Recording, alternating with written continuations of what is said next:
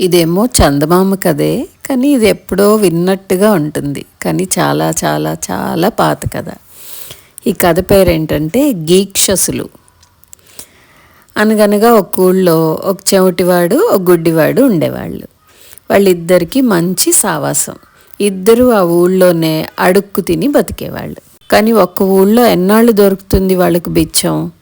అందుకని ఆ ఊరు వదిలి దూరదేశాలు పోయి బ్రతుకుదామని ఇద్దరు కలిసి బయలుదేరారు. దారిలో గుడ్డివాడు అన్నాడు చెవిటివాడితో, ఇదిగో చెవిటి మామ, మన ఇద్దరం ఒక మాట కొద్దాం. నేను విన్నదల్లా నీకు చెప్తాను, నువ్వు చూసిందల్లా నాకు చెప్పు. మనకు దొరికిందల్లా చెరిసగం పంచుకుందాం అన్నాడు. అప్పుడు చెవిటివాడు ఎగిరి గంతేసి సరే అన్నాడు. కొంత దూరం పోయేసరికి గుడ్డివాడికి గాడిద అరుపు వినిపించింది. ఇదిగో ఇక్కడ దగ్గరలో ఎక్కడో గాడిద ఉంది, దాన్ని పట్టుకు తీసుకెళ్ళామా, మనకి ఏది దొరికినా దాని మీద వేసుకోవచ్చు అన్నాడు. చెవిటివాడు గుడ్డివాడు చెప్పినదోనే పోయాడు. అక్కడ ఒక గుంజకు గాడిద కట్టేసి ఉంది. చెవిటివాడు ఏం చేశాడు, దాన్ని విప్పి తోలుకుని వచ్చాడు. ముగ్గురు మళ్ళీ కొంచెం దూరం వెళ్ళారు. అప్పుడు చెవిటివాడు అన్నాడు, ఇదిగో గుడ్డిమామ, ఇక్కడ చీమల బారిపోతుంది అన్నాడు. ఇంకేం, కాసిని తీసి పై పంచిన మూట కట్టుకో, ఎందుకైనా పనికొస్తాయి అన్నాడు గుడ్డోడు. ఇంకా కొంచెం దూరం పోయే వరకు చాకలివాడి బాన కనిపించింది. దాన్ని కూడా తీసుకుని గాడిద మీద కట్టుకుని బయలుదేరారు. ఇంతలో పొద్దుపోయింది. ఆకాశం అంతా దట్టంగా మబ్బు పట్టేసింది. ఉరుములు మెరుపులతో వాన మొదలైంది.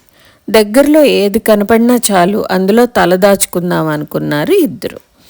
అట్లాగే కొంత దూరం వెళ్ళేసరికి పెద్ద మేడ కనిపించింది. అదుగో అదుగో పెద్ద మేడ ఉంది అన్నాడు చెవిటివాడు. అయితే నా చేయి పట్టుకుని పరిగెత్తు, నా చెవులు ఉరుముల మోతకు పగిలిపోతున్నాయి అన్నాడు గుడ్డోడు. నాకు ఉరుములంటే లెక్కలేదు, మెరుపులతో నా కళ్ళు పోతున్నాయి అన్నాడు చెవిటోడు.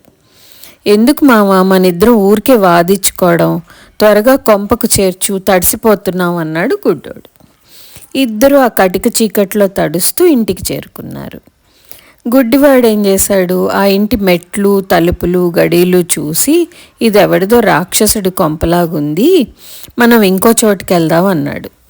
చెవిటివాడికేమో భయం వేసింది. కానీ ఎక్కడికి పోతాడు, ధైర్యం తెచ్చుకుని దీంట్లోకే పోదాం పదా గుడ్డిమామ, రాక్షసు వస్తే నేను జవాబు చెప్తాను అన్నాడు.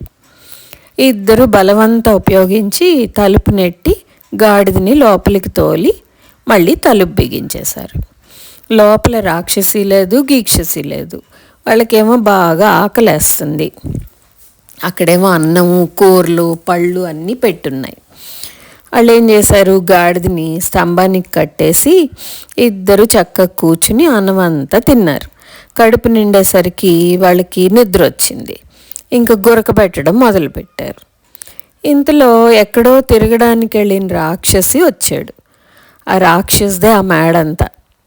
తలుపులు బిగించి ఉండేసరికి వాడికి కోపం వచ్చింది. ఎవడ్రో ఈ లోపల, తలుపు తీస్తారా, మిమ్మల్ని పచ్చడి చేయమంటారా అని కేకేశాడు. ఈ కేకతో గుడ్డివాడికి ఏంటి మెలకు వచ్చేసింది.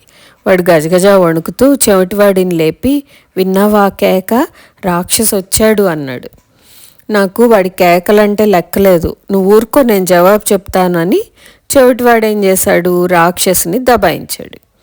ముందు ఎవడిపోయి నువ్వు, హాయిగా నిద్రపోయే వాళ్ళని వచ్చి లేపుతావు అన్నాడు. అప్పుడు రాక్షసుడేమన్నాడు, నేనా రాక్షసుణ్ణి, ఇది నా ఇల్లు, తలుపు తీయకపోతే మీ ప్రాణాలు తీస్తానన్నాడు రాక్షసుడు. నువ్వు రాక్షసుడివి అయితే మేము గీక్షసులం, ఏమనుకున్నావు, మేము రోజు రాక్షసుల్నే తింటాం అన్నంలో అన్నాడు చెవిటివాడు బిగ్గరగా. రాక్షసుకేమో ఆశ్చర్యం వేసింది. ఏంటి, మీరు రాక్షసుల్ని తినే గీక్షసులా, ఏది మీ పొట్ట చూపించండి, నేను నమ్ముతాను అన్నాడు రాక్షసుడు. అయితే కిటికీ దగ్గరికి రా, చూపిస్తాను అన్నాడు చెవిటోడు. రాక్షసు ఏం చేశాడు, కిటికీ దగ్గరికి వచ్చేసరికి గుడ్డివాడు చాకలి బాణ తీసుకుపోయి కిటికీకి అడ్డం పెట్టాడు. రాక్షసు ఆ బాణ తడివి చూసి, అమ్మయ్యో ఎంత పెద్ద పొట్టో, అయితే బాబు మీ తలకాయ కూడా చూపిస్తారా అని అడిగాడు రాక్షసుడు. గుడ్డివాడు ఏం చేశాడు, గాడిదని లాక్కొచ్చి కిటికీ ముందు నిలబెట్టాడు. రాక్షసుడు గాడిద తల తడివి చూసి బాబోయ్ అనుకున్నాడు లోపల. కానీ బయటికి కనపడినివ్వకుండా, బాబు మీ అరుపు కూడా కాస్త వినిపిస్తారా అని అడిగాడు. గుడ్డివాడు ఏం చేశాడు, మూటలో ఉన్న చీమల్ని తీసి గాడిద చెవులో పోసాడు. గాడిద తల అల్లల్లాడిచ్చి బిగ్గరగా చెవులు పగిలిపోయేటట్టు వండర పెట్టింది. పాపం రాక్షస్కి హడలు పుట్టి అర్ధరాత్రి అడవిలోకి పారిపోయాడు.